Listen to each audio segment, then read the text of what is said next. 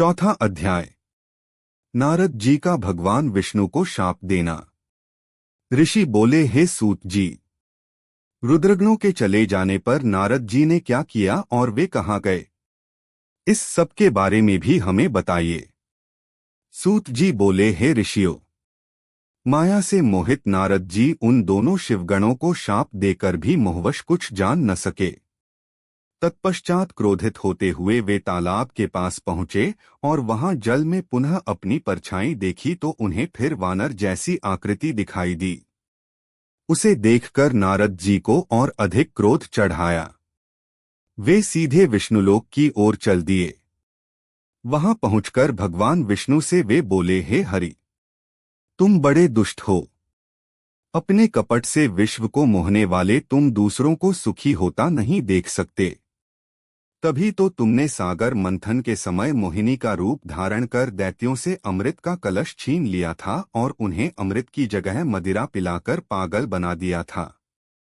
यदि उस समय भगवान शंकर दया करके विष को न पीते तो तुम्हारा सारा कपट प्रकट हो जाता। तुम्हें कपटपूर्ण चालें अधिक प्रिय हैं। भगवान महादेव जी ने ब्राह्मणों को सर्वोपरि बताया है। आज तुम्हें मैं ऐसी सीख दूंगा जिससे तुम फिर कभी कहीं भी ऐसा कार्य नहीं कर सकोगे।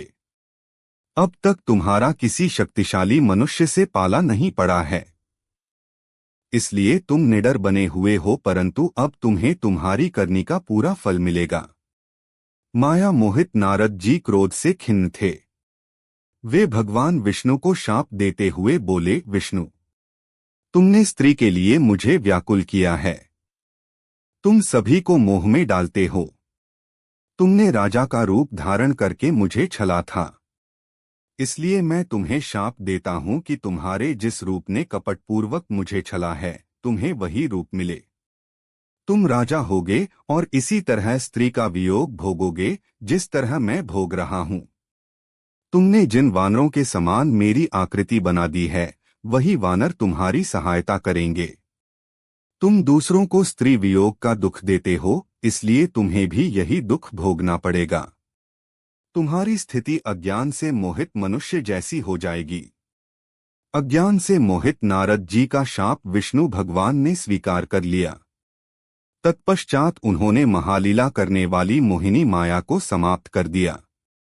माया के जाते ही नारद जी का खोया हुआ ज्ञान लौट आया और उनकी बुद्धि पहले की तरह हो गई। उनकी सारी व्याकुलता चली गई तथा मन में आश्चर्य उत्पन्न हो गया। यह सब जानकर नारद जी बहुत पछताने लगे और अपने को धिक्कारते हुए भगवान विष्णु के चरणों में गिर पड़े और उनसे क्षमा मांगने लगे। नारद जी कहने लगे कि मैंने अज्ञानवश होकर और माया के कारण आपको जो शाप दे दिया है वह झूठा हो जाए। भगवान, मेरी बुद्धि खराब हो गई थी जो मैंने आपके लिए बुरे वचन अपनी जबान से निकाले। मैंने बहुत बड़ा पाप किया है। हे प्रभु, मुझ पर कृपा कर मुझे ऐसा कोई उपाय बताइए जिससे मेरा सारा पाप नष्ट हो जाए। कृपया मुझे प्रायश्चित का तरीका बताइए। तब श्री विष्णु ने उन्हें उठाकर मधुर वाणी में कहा, हे महर्षि, आप दुखी न हो, आप मेरे श्रेष्ठ भक्त हैं, इसमें कोई संदेह नहीं है। नारद जी, आप चिंता मत कीजिए, आप परम धन्य हैं। आपने अहंकार के वशीभूत होकर भगवान शिव की आज्ञा का पालन नहीं किया था, इसलिए उन्होंने ही आपका गर्व नष्ट करने के लिए यह लीला रची थी। वे निर्गुण और निर्विकार हैं और सत, रज और तम आदि गुणों से परे हैं।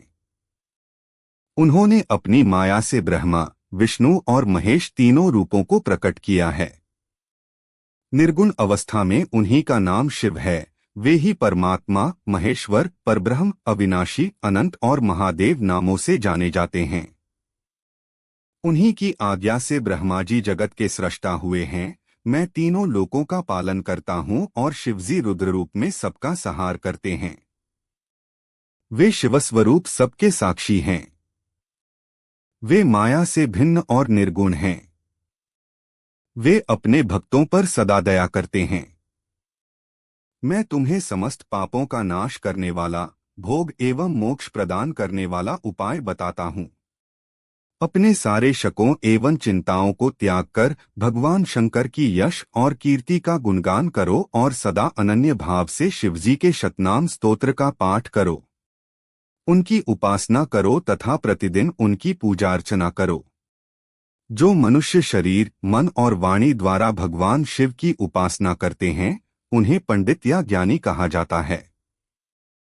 जो मनुष्य शिवजी की भक्ति करते हैं, उन्हें संसार रूपी भवसागर से तत्काल मुक्ति मिल जाती है। जो लोग पाप रूपी दावानल से पीड़ित हैं, उन्हें शिव नाम रूपी अमृत का पान करना चाहिए।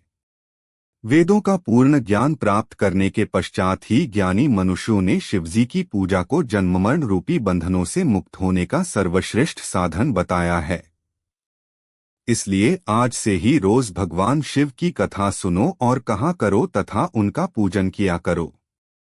अपने हृदय में भगवान शिव के चरणों की स्थापना करो तथा उनके तीर्थों में निवास करते हुए उनकी स्तुति कर उनका गुणगान करो। इसके बाद नारद जी, तुम मेरी आज्ञा से अपने मनोरथ की सिद्धि के लिए ब्रह्मलोक जाना। वहां अपने पिता ब्रह्मा जी की स्तुति करके उनसे शिव महिमा के बारे में पूछना। ब्रह्मा जी शिव भक्तों में श्रेष्ठ हैं। वे तुम्हें भगवान शंकर का महात्म्य और शतनाम स्तोत्र अवश्य सुनाएंगे। आज से तुम शिव भक्ति में लीन हो जाओ। वे अवश्य तुम्हारा कल्याण करेंगे। यह कहकर विष्णु जी अंतर्धान हो गए।